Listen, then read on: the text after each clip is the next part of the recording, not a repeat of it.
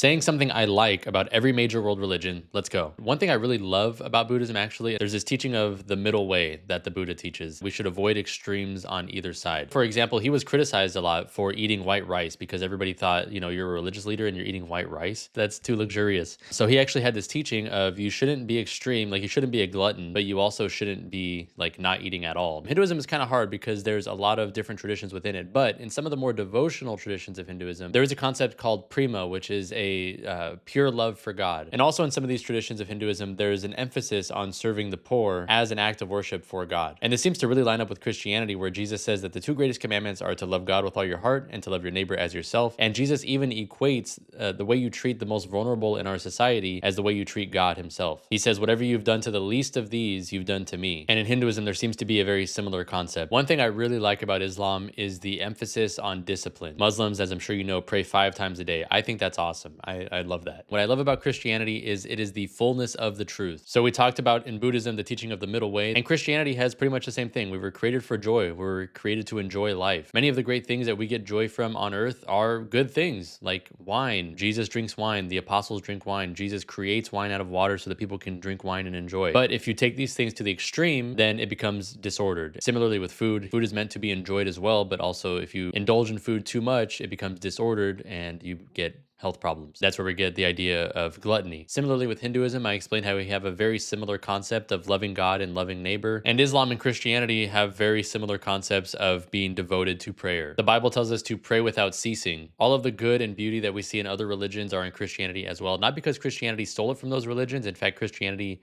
predates many of those religions, especially if you consider its Jewish roots. The Bible and people like St. Thomas Aquinas have explained how even non-Christians can use pure reason to come to beliefs about God and theology and religious practice that are true. Anyways, hope you enjoyed. God bless.